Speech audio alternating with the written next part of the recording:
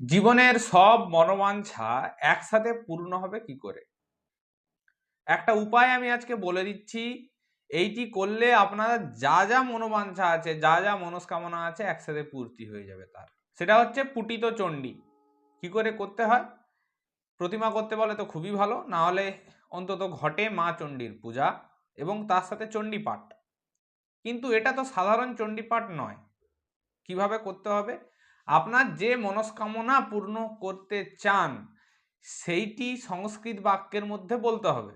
অর্থাৎ আমাদের যেমন তিথি নক্ষত্র নাম গোত্র ধরে সংকল্প বাক্য পাঠ করানো হয়, সেইভাবে সংকল্প বাক্যের মতন সংস্কৃত বাক্যে আপনার মনস্কামনাটা প্রত্যেকটি শ্লোক যে চণ্ডীতে রয়েছে সেই প্রত্যেকটি শ্লোকের আগে একবার বলতে হবে, পরে একবার বলতে হবে।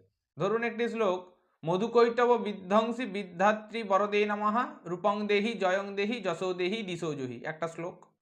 এই শ্লোকটির আগে একবার ওই সংস্কৃত বাক্যে আপনার মনস্কামনা বলা হবে এবং এর পরে আবার একবার বলা হবে। এইভাবে করতে করতে প্রত্যেকটি শ্লোক পড়া হবে। খুব দীর্ঘ সময় লাগে এইটি করতে এবং একটু খরচসাধ্য, কিন্তু এইটি করলে আপনার যা মনস্কামনা আছে সব একেবারে পূর্তি হয়ে যাবে।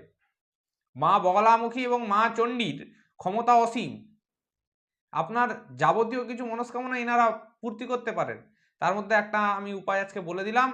আপনাদের যদি বিশেষ কোনো ক্রিয়ার প্রয়োজন হয়, অনেক দিন ধরে কোনো কাজ আটকে আছে, এরকম যদি কিছু বিষয় হয়, বা যেটা ধরুন ভাবছেন একবারে করা অসম্ভব এই কাজটা, এরকম যদি কিছু বিষয় হয়ে থাকে একবার করে দেখুন, কি ফল পান নিজেই বুঝতে পারবেন। সবাই ভালো থাকবেন, ধন্যবাদ।